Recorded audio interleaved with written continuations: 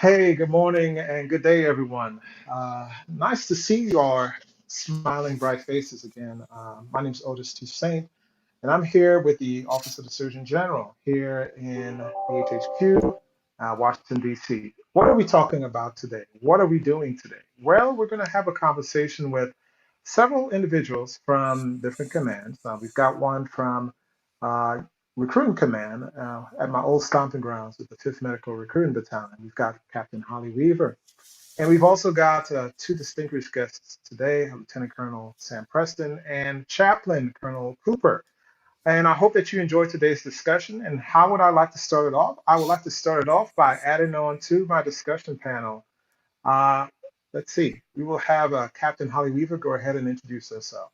Captain Weaver. Hey, good morning, everyone, and thank you so much for tuning in for another live stream. I'm so happy to be here today with Otis, and we're just excited to kind of engage with everyone out there before the holidays really kick off, and just show that we care, and talk about how it's important to care for yourself and care for others. Awesome, awesome. So, Captain Weaver, I really appreciate the invitation to come out and work with you again, obviously. The next guest I'd like to have on and discuss with us is Lieutenant Colonel Sam Preston. Sir, go ahead and introduce yourself. Howdy, team. Lieutenant Colonel Sam Preston here, Chief of the Army's Behavioral Health Division. And I just wanted to say to Mr. Toussaint and the team, thanks for having me. This is such a timely, important topic, not only because of the season, but also because of the last year that we've had as we reflect upon the year and some of the challenges that we face as leaders and as an Army, and then as a country. So really appreciate the invite, and thanks for having me. Absolutely, absolutely. Thank you for your quick intro there, sir. And last but not least, we have our Chaplain Colonel Ron Cooper. Yeah, welcome everyone. It's good to be with you today. I'm Chaplain Ron Cooper, Medcom Command Chaplain, and it's great to be here. It's such a wonderful opportunity to reach out through Teams. It's one of in live stream in various venues. It's one of the benefits that has come through the coronavirus. I mean, we're reaching out in new ways and getting creative in how we can communicate and be together. So I'm really excited about this time together with such a wonderful venue. Thanks for the invite, and look forward to being together. Absolutely, absolutely, sir. Thank you, everyone, for their introductions. So, how would I like to guide our discussion? This is more of a discussion-based type of discussion that we're going to have today with our distinguished guests. I hope that everyone takes the time to actually check out the content and the message behind our actual discussion today. Yes, 2020 sucked. Absolutely, it did. But that does not mean that there is an opportunity for us to build on what 2020 was and what we can look forward to in 2021. And so we have the two distinguished individuals, plus myself and Captain Holly Weaver. And so we're going to have a lively discussion. I encourage you to, whatever channels you're looking at our discussion today, send in your messages, whether it be YouTube or Facebook. Send in your messages, send in your comments, and we'll actually address your comments right then and there. People are looking for a good conversation, so this is that time and opportunity. Well, before we actually start, I'd like to at least pull up two different banners that I'd like for everyone, if you have the opportunity, you're looking for that outreach, that place, that person, that time or thing to actually talk to in regards to your issues, etc. Go ahead and check out these two resources that I'm going to place on our screen. The first is militaryOneSource.mil. Great website. I've used it multiple times, and some of our guests, I'm sure, know about this website as well. And also, we've got Captain Holly Weaver's direct message. Yes, she's working with Recruiting Command. Yes, she has an opportunity to provide. Maybe you're interested in getting to being a medical provider for this Army medicine that we're working with. Well, her contact information is right here, and it's on the ticker on the bottom. If you're looking for to get in contact with her, to send a message to like, hey, I'm interested potentially in participating and being a professional in the Army medicine career field, that's the site that you could go on, and that's their point of contact and our information on the bottom. So I'd like to now, I guess, get off of my talking pedestal and add on everyone in our guest panel. So Here we go. Hey, everybody. How y'all doing today? Hey, Otis. Oh, Captain Weaver. There you go. I just want to say that this group collectively, we all had to practice our resiliency and had to be adaptive to get ready for this live stream. For everyone that's watching, we had a few technical issues, but we are like rocking and good to go now. So, that's why you always have to do a little communication check and make sure everything is going well.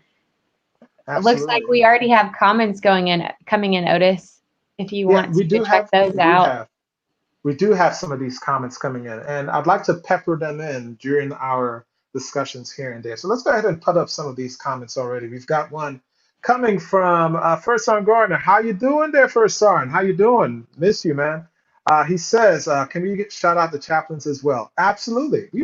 We've got right on the ones and twos, we've got Colonel Cooper in the house, and he is the man behind Army Medicine's chaplain course. So he's there, and he's definitely going to offer some really good comments and advice to anyone who's looking for comments and advice through our discussion.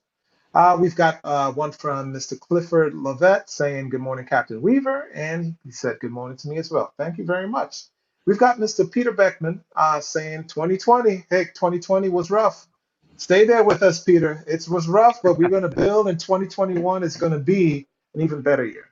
Absolutely, absolutely. So I'd like to have Captain Weaver, you go ahead and kind of guide our discussion as to how we're going to go about with today.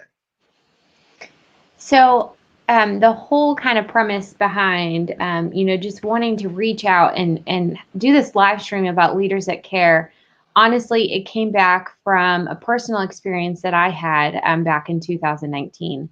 And, everyone that I work with really closely, and obviously my friends and family know, but for everyone out there, I'm just going to go ahead and be real and raw with you guys. I actually gave stillbirth to my third child in September of 2019. And that was honestly the hardest thing that I ever personally went through, and had a really hard time getting through that and just struggling a lot mentally. So I actually used Military One Source myself, and used a lot of different resources. And I had to focus on taking care of myself before I could get back to helping take care of others. So I'm just very passionate about doing the right thing as a leader and supporting others and taking care of yourself, because I think it's just so important. Having gone through grief and kind of a personal tragedy, it really, I had never felt that way before and had never been that depressed, and going through days where you just feel total darkness. It's rough. And this year there has been a lot of darkness for many different reasons.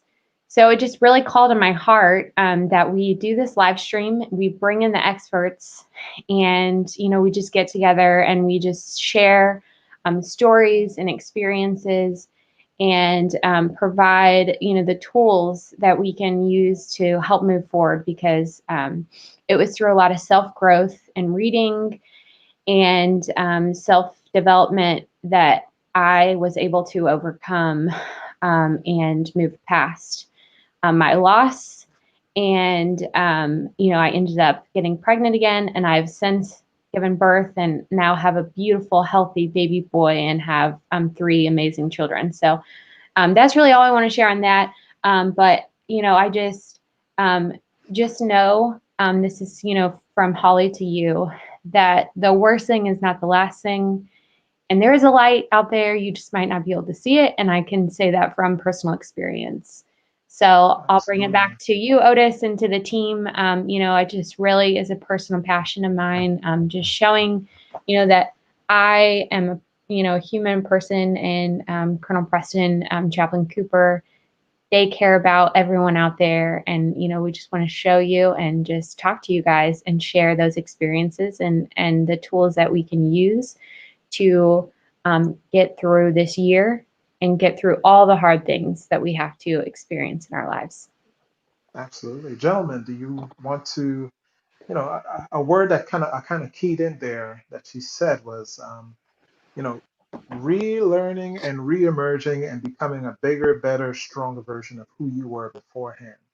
Would any one of you all like to develop a little bit on that?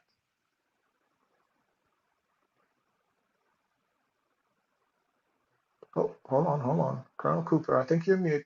Go ahead and unmute yourself and I'll give you the solo screen. Go ahead, Yes, there sir. we go, sir. Thank you. I'll jump in. So I I thank you, Holly, for sharing out of your experience and how it has reframed, reshaped, or emerged as an opportunity for you to embrace empathy in new ways. When I think of the holiday season that we're in right now, all the memories made, fun family times, the traditions, they're an indelible part of who I am. They've shaped me, my life view, my belief system, and what the season means to me has been shaped through those years of experience. And as I flip through those chapters of my life, and I remember the generations from years ago that were the matriarchs, patriarchs, who've helped bring the good cheer and ring in the new year. Many of them are no longer with us. And even so, the memories are there. And I engage that memory because, they help ring in the new year. And as has already been stated, this is a pretty rough year. And it's even rougher for those of you who've experienced loss, especially recent loss in the last few years. It emerges as something that's very raw, very real, and likely to find yourselves thinking about those individuals, and the pain is fresh and real. So, we want to encourage you to take care of yourselves. And, and additionally, many of us have made the decision to stay home, with safety in mind. And in the military and in our very fluid world that we live in, we're definitely away from family much of the time. So these are challenging times. And yet, I think that there's a whole strength that emerges out of the experience and the memories that we had and the relationships that we currently have that steadies us. And it's just amazing to me, on the other side of a very difficult, traumatic, horrible season of life, people can emerge and do emerge with tremendous resiliency and that ability to come back, and to come back with greater perspective and strength. And that's not to dismiss the pain and loss, but to come back stronger, as Holly said. So I think I'll pause there. Awesome. Sir, I really appreciate you, just sharing the good word regarding that. Colonel Preston, would you like to add on with that? Sure. I think first I want to just thank Captain Weaver for her testimonial. Many of us that will strum a heartstring. Certainly, the loss of life in general, an innocent life, that is something that has touched us as a part of our existence. But what I was struck by the most in that testimonial is the idea of post-traumatic growth. And when we think of trauma, oftentimes, when you wear this uniform, we think of trauma as in combat or surviving under fire. But life can be full of traumas, and people respond to adversity, to stress in different ways. And depending on how you're doing or where you're at, you may need a little help in navigating those stresses or adversities, just like you may lean on your battle buddies as you're struggling with some of the experience that you may have if you wear the uniform and deployed to a contingency operation. But the idea, and just paralleling to what Colonel Cooper had mentioned, is a lot of it comes from our perspective and our willingness to take our challenges as they come to us and either become the challenge and say, I am the recipient of this challenge and I am now a part of the challenge, or rising to the occasion and using every resource that we have to learn from that, or to grow from it. And even something as horrendous as the stillbirth of a child, how much, would one appreciate more the children that they have, even though it is definitely not what anyone wants. And the fostering of love and the recommitment to having children, in Captain Weaver's story, I was just struck by that, and the post-traumatic growth in an otherwise traumatizing situation that she displayed. And I'd like to offer that we have a piece of Captain Weaver in each of us. So as we face these challenges day in and day out, tap that inner Captain Weaver, that inner testimonial that we heard, and use that. I think that's very important as we navigate these very challenging times. Thanks for the opportunity to talk on that. Absolutely, sir. Absolutely. And I think, I guess a personal testimony of my own, as a veteran myself, as someone who's obviously a civilian now working in the military, that does not mean that I am now pulled away from the actual trauma that I may personally have gone through. And it doesn't mean that I can't be a good voice to those who may be looking for solutions to their issues that they're personally going through as well. So I want to, say, hey, Captain Weaver is one of the strongest people I know, and I want to give her her props and her kudos for all that she do. I know you're kind of like, hey, whatever, Otis, but it's what I feel personally, and it's something that I want to just give you your props for. So shout out to you personally. And so we've got some comments coming in already. I'd like to go ahead and post some of the comments, and maybe we could respond in some of those comments that we post on the screen as well. The first comment comes from Colonel Tweet. She says, "Thank you for being transparent, Captain Weaver. People need to hear real life experiences to know they're not alone." Absolutely. I agree with that, man. And this is the first comment that I see here from Mr. Andrew Ingalls. I hope Ingalls. Andrew Ingalls. Ingalls. Can I say something about Colonel Tweet's Absolutely. Go comment ahead. really quick? Something that I've learned in recent times since 2019 is that vulnerability is strength, and sharing your experience and putting yourself out there, even if it is something that you get emotional about, it allows the opportunity for you to grow yourself and to grow with others. And then when you yourself are transparent and vulnerable, then it allows the opportunity for other people to feel comfortable to be transparent and vulnerable.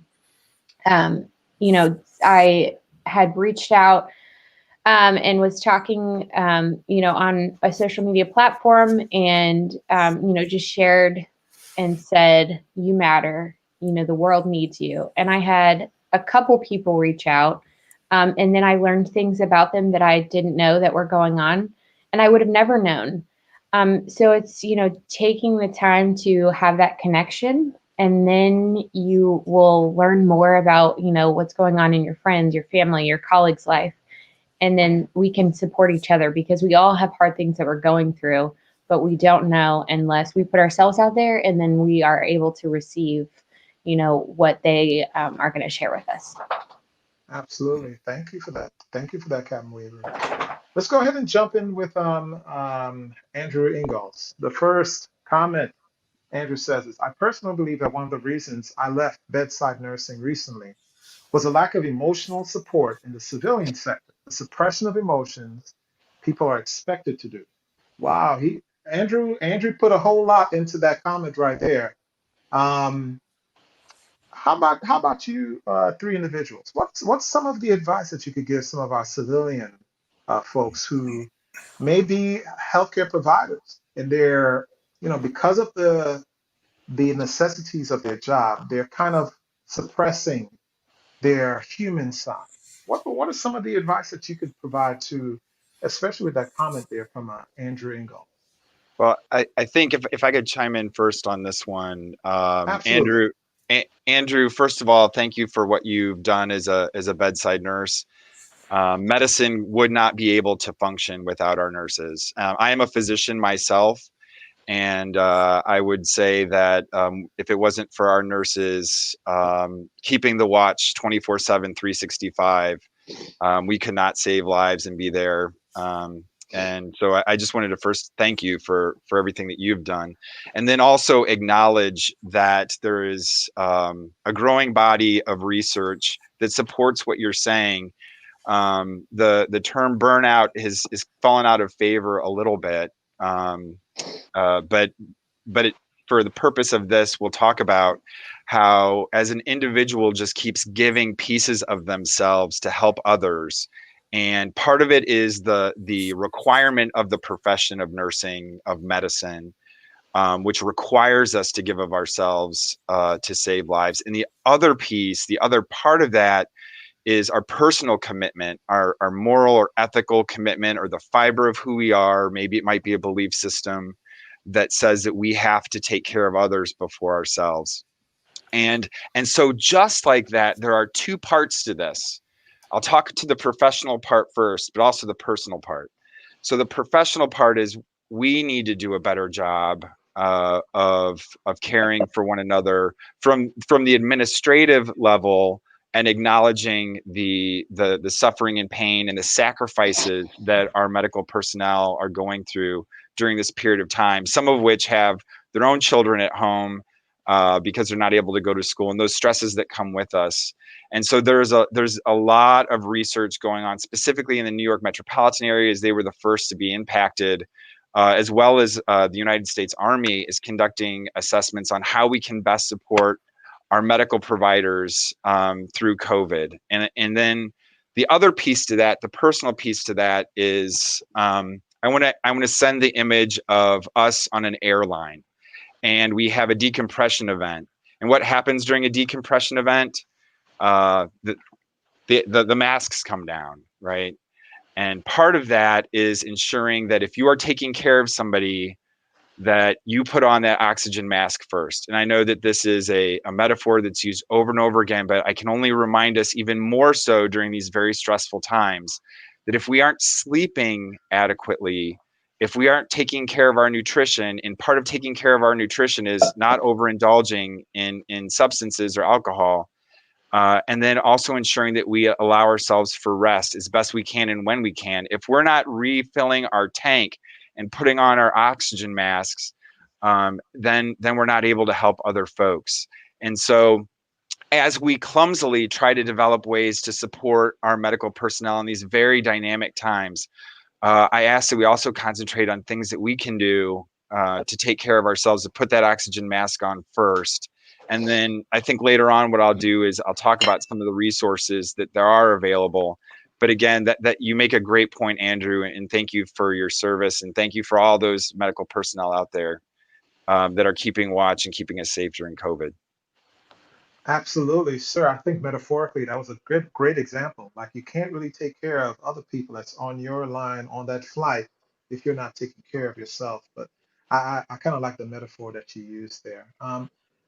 Sir, Colonel Cooper, would you like to jump in on this?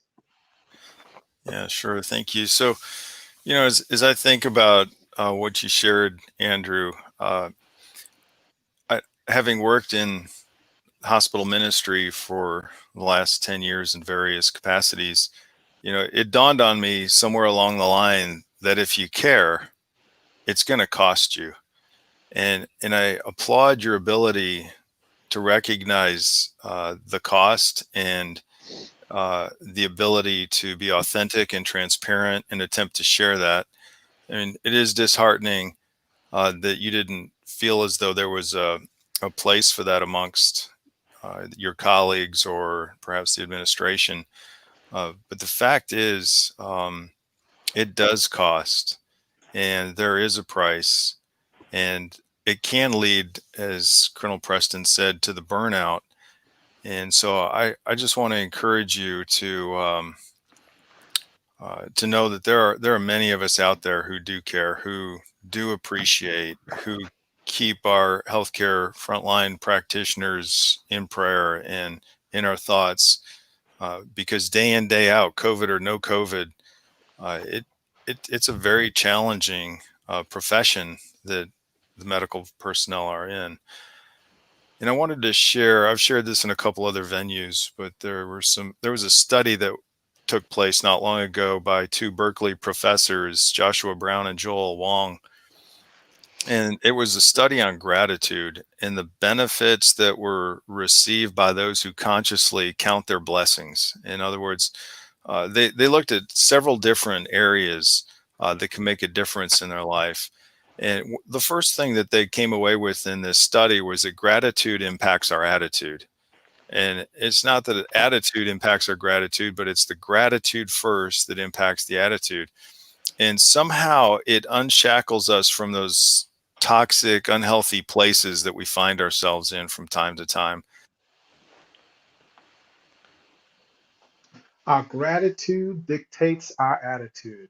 Absolutely, another excellent metaphorical statement there by Chaplain Cooper. We appreciate that comment there, sir. It looks like Andrew does have some additional comments in regard to the original comments. So let's go ahead and post them up, and then we could just address them as a whole. So he said in the continuum, he said nurses are expected, here it is, nurses are expected to be strong and not let emotions affect us, showing that is a sign of weakness. We have to get away from that as a world. I think that's kind of that resonates with what was being said before. I think absolutely that resonates with what was being said before. An additional comment here, it said, I work 8 shifts every day and lost a patient, not due to my inability to take care of him, but that work is stacked against us. And I understand. Captain Weaver, do you want to possibly add on to Colonel Cooper's original comments there? So excuse me. Absolutely. What Andrew is saying, talking about the DAC is stacked against these ICU nurses, ICU doctors, everyone that's working, in the critical care setting right now, the DAC is stacked against them. I actually just got off the phone, like at midnight. I was talking to my friend on the phone. She is a provider in the ICU. She's a civilian nurse practitioner. And she was telling me some stories about her experience with COVID and the patients, and how as soon as a bed goes empty, it's filled again. They have hospitals that are calling to try and transfer patients.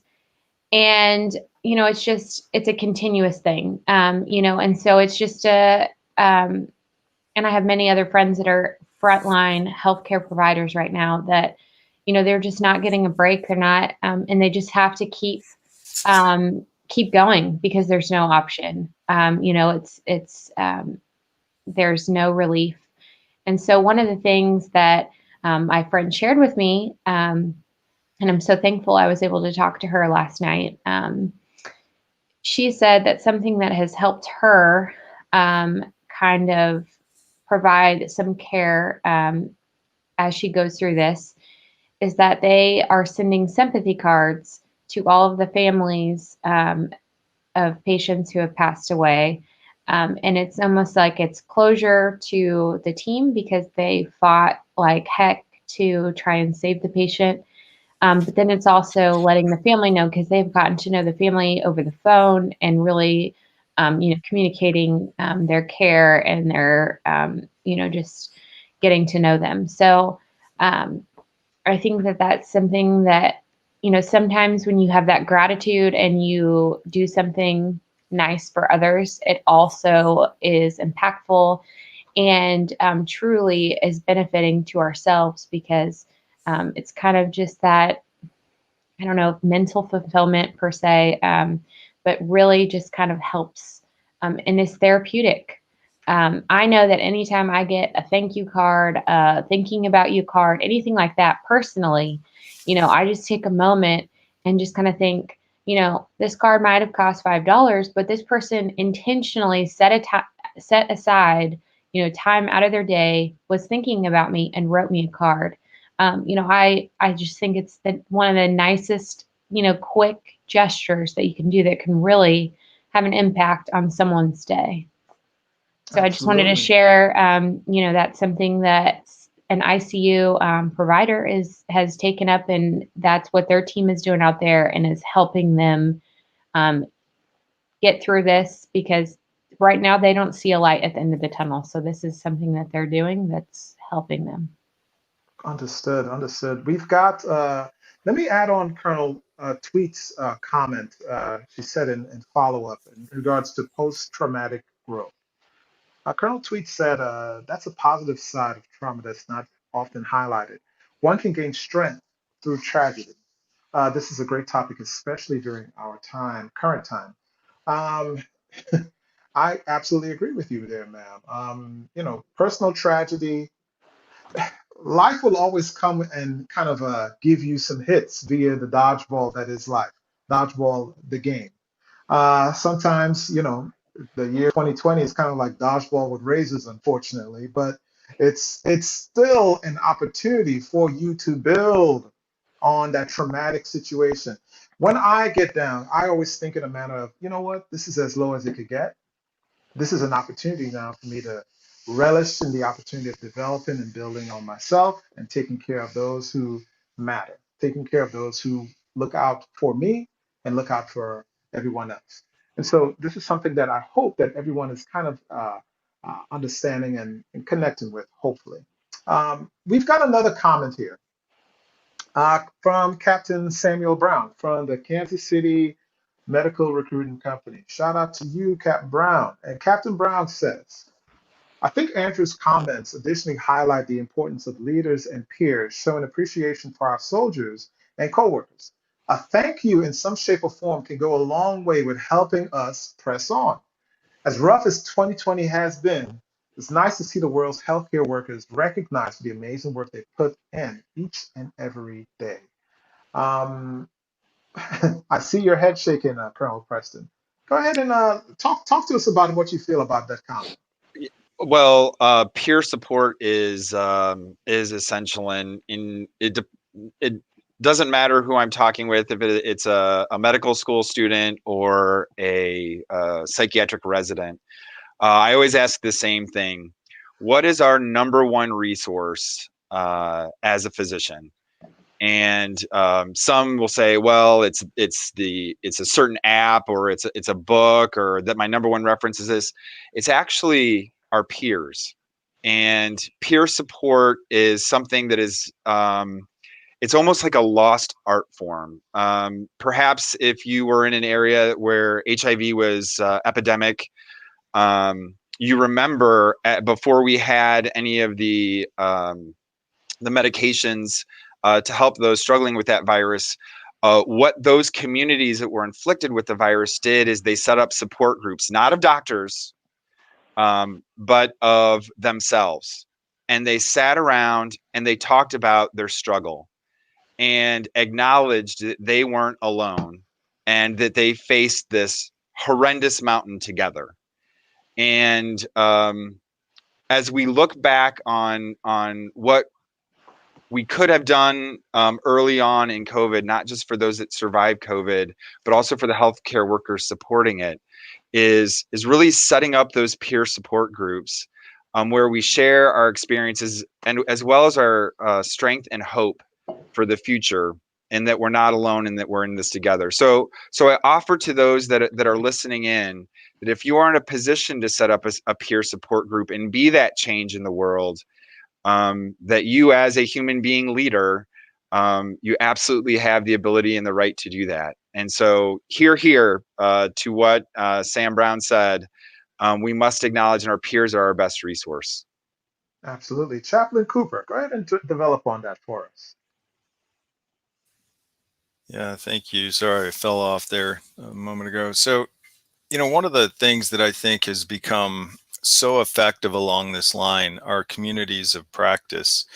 And, there's many professional organizations that are encouraging professional gatherings that Sam references there. And the venue, through Zoom or various platforms can be a phenomenal way to bring collegial support to one another. So I would encourage, if there are none that you're aware of, to create a community of practice. like-minded people who have like-minded interests and can be that mutual support. I'm a part of 2 communities of practice, and I find great peer collegial, mutual support and education that emerges from that. So that's one option. And I just want to follow up with what Holly offered as well. And I think that ICU nurse is onto something, Holly, because in that study, they found that when participants wrote letters of gratitude to people who made a difference in their life, they found that the participants that used more positive words in their gratitude letters, they didn't necessarily have better mental health immediately, but it was when they used fewer negative words. So very interesting that letters of gratitude were an opportunity to bring closure, of course, for that individual, but also to build some gratitude within oneself that is a tremendous force for good. Absolutely, absolutely. Holly, would you like to join in on this discussion? Share with us what you think. Absolutely. Thank you so much for allowing me to share as well. So to go off on what Colonel Preston was talking about with the peer support, I cannot stress that enough. Social media is an amazing thing.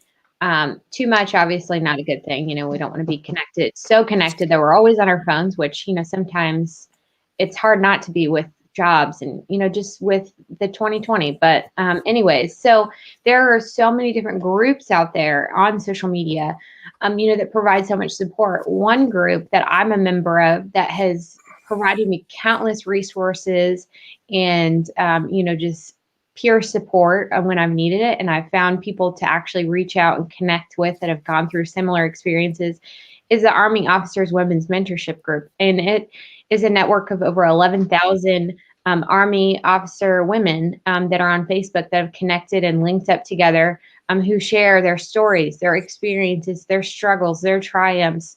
And it has truly been a huge blessing in my life because I have been able to find mentors through there. I have, found other women who have gone through similar experiences. We share TTPs, we share just so many different things. So it's amazing. And then on the recruiting aspect, there are groups, for the AMED recruiting, there's a group of almost 1,000 members. And anytime, I have a question or I find a lead, in a different area, which happens all the time because of social media, I'm able to get on there and find who I need and, get that support from my peers. So I will say, just like through, especially now that we are in a more virtual environment, we're not able to get together as much. That peer support through social media has been huge. Our office just did our holiday Christmas party on Teams. And, what I've been hearing from just different family members, from friends, just people out there, it seems like in general, people are just not celebrating or they're not having their parties. And I personally think for our mental health and our well-being, that's just not the right answer because we still need that connection. We still need to be there for each other, even if we're sharing, our stories on a computer screen. So during our party, we talked about what we were grateful for in 2020, what we're looking forward to in 2021. We did an ugly sweater contest. And everyone voted. We had games. We did a scavenger hunt. We did a trivia, and we played Never Have I Ever Holiday Edition. And then, we did fun awards. So we had all these different activities planned. We even did a Secret Santa. But, everyone had a good time. There was laughs. We got to get together on the computer when it wasn't just about work. Because when we get on Microsoft Teams, we're doing a training, we're linking up about this new, ops flash that came out or something, it's about work. but we actually got to socialize and hang out together. So just having that peer support, but just kind of shooting the breeze, and it really felt good. And honestly, it was a nice way to celebrate. So I would encourage everyone out there, don't cancel your gatherings and your get-togethers. Just shift them if you have to. And you can still, I did research online and found the games, and it was a lot of fun. Thank you. Thank you, Holly. Thank you for putting out some options that people could probably never thought of previously. And how can I normalize, or not necessarily normalize, but how can I make someone's, um, I guess, new social media or new virtual reality a more humanizing one? Those were really good ideas and options that you put out there. But speaking about that, what's some ideas that you gentlemen both have in regards to how do you normalize, how do you humanize now in this new virtual world that we're living in?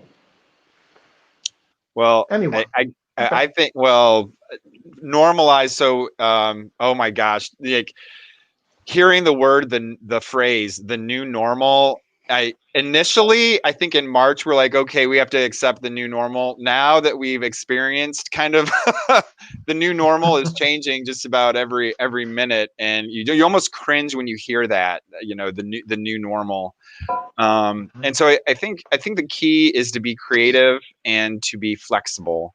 And as all of these things are happening every day, and it's changing, to be creative and to understand it is an opportunity, it is a challenge for us to rise to the occasion, and the occasions are changing day to day, sometimes minute to minute.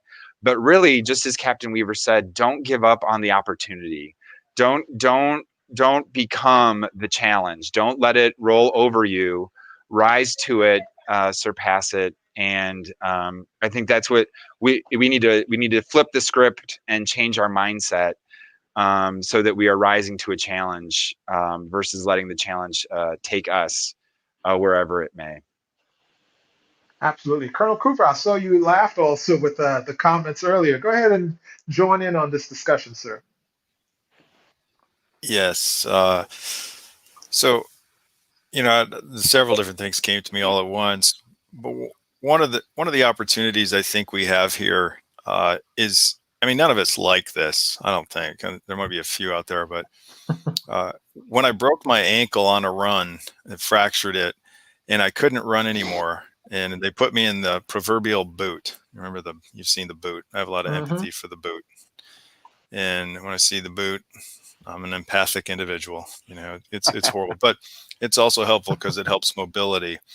But I'm a type A personality like many of you, and it forced me to stop, and I didn't want to stop.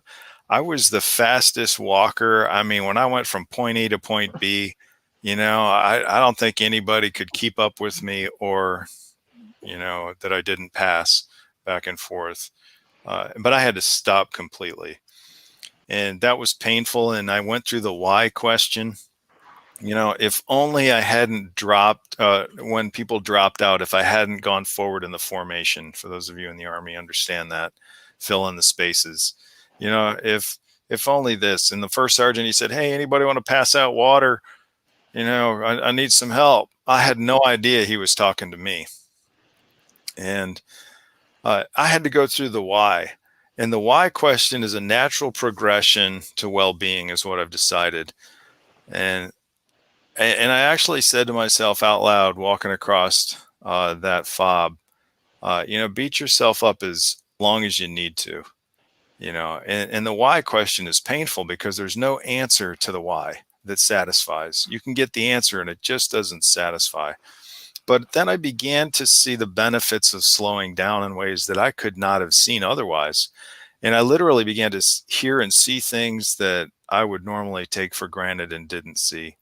And I began to let go of those negative thoughts, and I began to embrace the world and see the world in a new perspective. And I think that might be an opportunity for 2020 going into 2021. As I was preparing curriculum for this extended unit that I'm going to do distance learning, it shocked me that the last time I did that a year ago was when we moved into COVID. And I think that Mm, perhaps, the Latin word is renovare, to renew or to restore. And perhaps this is an opportunity for us to find deeper meaning and explore perhaps more fully the significance of this season of belief that we're entering into. And I encourage all of us, to see with fresh eyes, to fresh ears, and to feel the season that we're in, be it the COVID season or the season of holiday celebration, and smell the fragrance of the season. And perhaps, with that resolute strength that Americans have, and people just astound me at the strength that they have and the resiliency that they demonstrate and the ability to come back from very difficult situations. So perhaps I see this as a bit of an opportunity. mm. It's an opportunity for, I think this is something that we've all kind of touched on. It's a new opportunity to really rebuild, renew, and resoundly re-emerge into something that's better, bigger, and stronger in 2021. Can we talk a little bit about personal stories about when you were at your, you know, toughest, lowest points? Or maybe it's recently, maybe not. What did you do to find yourself, rebound, and become the bigger, better, stronger person that you are today? And I know, Captain Weaver, you spoke on yours earlier. So, what about you two gentlemen? Would you like to share maybe a quick touch point as far as a story that you may have? And, maybe someone could hear the story and learn from it. Because oftentimes, I'll tell you this, when I was in the military, folks tend to think that the higher grade that you go, you guys are not human and you guys don't go through rough times at all. So it's probably more refreshing to hear two gentlemen who are field grades to now say, hey, these are things that I've personally gone through, and this is how I bounce back from them. So either one of you all, if you'd like to share.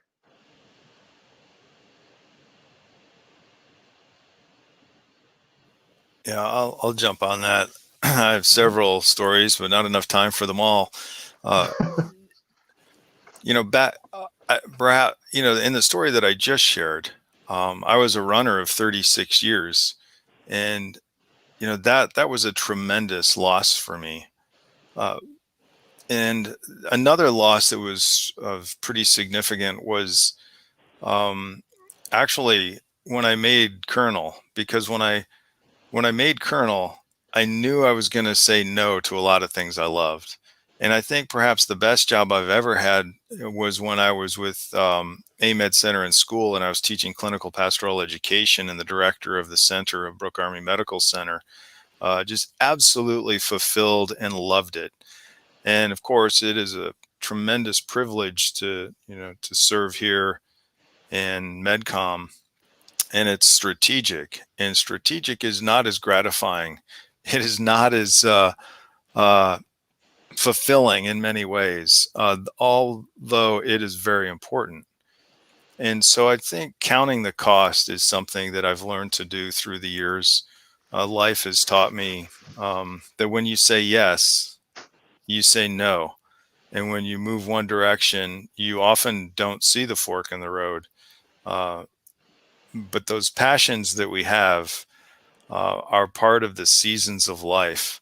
And so that, as you said, as we move up, you give up, Otis. And Mm-hmm. I think when I came to MedCom, and it was in the midst of COVID, I came from BAMC that was alive and full of people still, even in the COVID environment, with the mission. And I came to MedCom and we were teleworking, and so being a people person, it was a little disheartening, and have found ways to engage and to meet people, but counting the cost, and I think being where I am in the moment and giving myself permission to be where I am uh, is where I need to be. And then after a time, I mean, I bounced back pretty quick in my personality, but giving myself that time and not reframing and not too quickly, because I think we can reshape and reframe a little too quick and miss the grief. So we have to grieve what we lost before we can embrace what is new. Absolutely. Colonel Preston. Whoa, that giving ourselves time, Colonel Cooper. Oh, because as I was reflecting on, struggles that I have faced, and like you, there have been many, but I wanna harness what you said about giving yourself the time. And I reflect on I am the consultant to the Surgeon General for Psychiatry, but let me make it clear, I was not the best resident. I had my struggles. I was not a good test taker. I tried to be a good person, but man, I loved my patients, and I still do. And I had a patient, unfortunately, and I'm, during a time period that was very, very turbulent for the United States Army. Walter Reed had a tremendous issue in reference to its WTU. So people were very heightened. One of my patients took their life. And not only was it a personal hit, because I lost somebody that I cared for, I actually delivered their children as a family medicine physician. I was not supported necessarily too greatly by my chain of command. In fact, many of my friends and colleagues distanced themselves from me. But I had one individual in particular that I remember. His name was Colonel Rob Maneker, a family physician from my residency program, who along the way helped me understand compassion. And during that time period, I committed that I wouldn't be drinking because that wouldn't be healthy at the time, that I wouldn't do unhealthy behaviors. I took control of the things that I could. So I joined a running group. I ensured that I wasn't drinking. I tried to eat well. I went to the gym 5 times a week. And then I healed. And where the time part that Colonel Cooper, what's so important about what he said is, I had that pain of that loss of that patient. And what eased it is I was downrange, and a colleague of mine, unfortunately, witnessed the suicidal death of his own patient in front of him. And I went to him and I shared my story, and I made sure that he knew that he wasn't alone. And that though I can't necessarily understand the pain that he is feeling right now, I knew that he was going through it. And in that paying it forward, the idea of paying it forward, it relieved me. And now I call up providers when they struggle, when there's an outcome that was unexpected, and I'm there for them. And I pay forward what Colonel Maneker gave to me when others didn't necessarily have my back. And so allowing yourself the time to know that it's going to get better, and also the opportunity to make a difference in someone else's life when they go through the same thing. That's how I did it. And I did the things that I could to make sure that it wasn't worse. So I could have hit the bottle. I could have engaged in unhealthy behaviors. I could have done all of these things, but where it counted, I decided, I have control of these things. I'm going to make it better. And when I have the next opportunity, I'm going to make sure that others don't have the same experiences that I do. So, Colonel Cooper, that was awesome what you said about allowing yourself the time to reflect. Wow, sir. Ooh, you know when you get goosebumps when you hear a story or a situation or a testimony, as you just did. Your testimony, I'm sure, resonated with a lot of folks. Oftentimes in the military, I hear the thoughts and I hear the comments of, "Hey, if you go ABH," or "Hey, if you go to counseling, your career is over." I don't necessarily think that's the truth at all. Absolutely not. And I think you can be attest to that situation where you had your challenges that you met, You conquered them, and now you're that person that's providing care to others who may be going through those issues as well. So I want to just give you a salute and thank you for sharing that story. Absolutely. Thank you so Um, much, sir. absolutely. Holly, would you like to share? I think the Sergeant Major of the Army recently shared some tweets that I think could resonate with a lot of folks who may be chiming in our discussion. So shameless plug, if you're not following the Sergeant Major of the Army on Twitter, you need to be, because this is, I get the most unfiltered, best information from the top leaders from Twitter. So that's the shameless plug. But as I was preparing for this live stream and engaging, with our subject matter experts, I went into, social media, talking to friends, and really just wanted to pull out a few pearls of wisdom from the Sergeant Major of the Army. And I'm going to read a couple tweets that really hit home. And this is the top, he's all the way at the top. And these are his words and, his beliefs. And I think if we just take a minute to reflect on what he's telling us, we're going to be in a whole lot a better place. So his first tweet is, "We don't judge soldiers for going to the gym to get stronger, a financial counselor to start an investment account, a church to become more spiritual, a mechanic to tune up their car, enrolling in college, etc. And we shouldn't judge them for seeking behavioral health either." So that was his first tweet. And I just really feel like that hits home really hard, because there has been a stigma for a long time in the military, out of the military, about behavioral health and taking care of your mental well-being. And, the leaders at the top are saying, we shouldn't judge. So the next tweet that I want to share is, he says, "As your Sergeant Major of the Army, nothing would make me happier than going a full week without one of our soldiers taking their own life. But we cannot do it without each other. Take 5 minutes today and ask someone in your squad how they're doing, and don't accept 'I'm good, I'm fine.' ... So break through those surface level conversations and ask people how they're really doing. Ask open-ended questions and truly get to know, your soldiers, your teammate, your friends, family, etc." Absolutely, absolutely. I think in closing, we actually got a chance to kind of get to know one another. And I really appreciate everyone taking their time to share their personal stories, share their testimonies, give those words of advice and inspiration to those who may be checking out our discussion now or maybe later on in later recordings. Everyone, I think, absolutely hit the point as far as what they were trying to provide, that good wholesome advice that folks are looking for.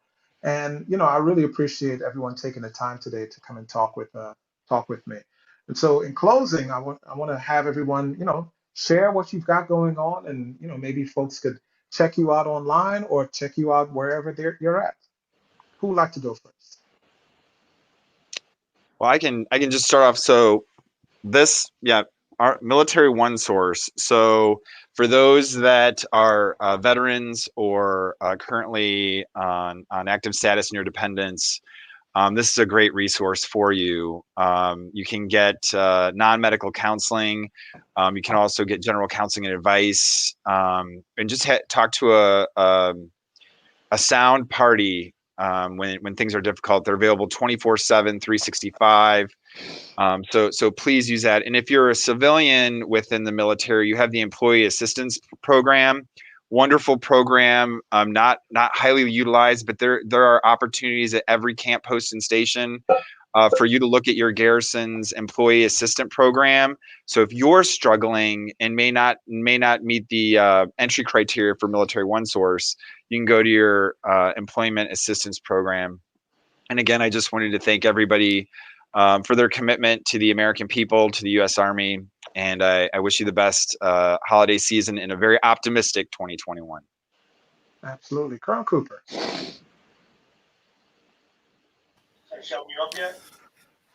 Yeah, I want to encourage everyone to embrace their spirituality. I mean, we have hard research that shows in the science of spirituality I think there's a hot mic out Don't there. worry, I got it.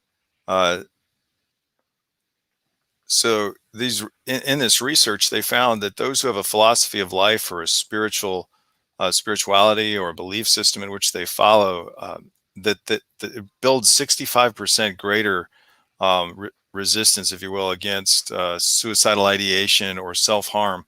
And if they practice that with someone else, 85%. And we know from the MRIs the impact that spirituality has positively on the brain. And so I encourage everyone in this season, as we move into the holidays, to move into your spiritual life and to embrace the spirituality, perhaps that your grandmothers have shared with you or you've learned along the way, because it certainly does build us up. It makes us stronger. And there is nothing like having the obvious transcendence in our life to bring us hope. Absolutely. And Captain Weaver. The last thing that I want to leave everyone with is one final tweet from the Sergeant Major of the Army, and it says, "Vulnerability and connection, both are simple and neither are easy." So just let that sink in, and I think that we are stronger together than we are apart. And my resources and information is on the ticker. Whether you're interested in Army medicine, if you want to do a live stream with me, if you're within Army medicine, we can set that up. If you're interested in becoming on the best team on earth to serve in Army medicine, hit me up. Or if you just need to talk to a battle buddy or just vent, I'm there for you, or I can connect you to someone that can help you. I've personally used Military One Source. I've talked to chaplains. I've gone to my church, that I attend because I'm out here in Kansas City. There are resources. I care, and we care. And we just wish you all the best holiday season and to a better 2021. So thank you all for your Absolutely. time and your attention and your participation. It has truly been an honor. Absolutely. And I'll go ahead and close. Team, if you all could hang out in the broadcast room, we will talk a little bit more, okay? Thank you again. And in closing, I want to say that was an absolutely wonderful discussion with my three guests. Those individuals were subject matter experts in the medical field, whether it be psychiatry or religion, or even Captain Holly with nursing. These individuals are here to help you, whether you're looking for military help or civilian help. You can check us all out on militaryonesource.com, and you could also check out Captain Holly Weaver's information on the bottom. As a person who has utilized mental health care when in the military, I enjoyed the absolute raw and absolutely uncut assistance that I needed. It helped me to build me to be a better person than I am today. And so I support and I celebrate it as much as I often possibly can. And so in closing, I want to say to you all, it's a holiday season. It's a wonderful season. It's a season of living, loving, and taking care of one another. So in closing, I want to say, take care of yourself, take care of your family, and take care of others. Army medicine is Army strong. Bye now.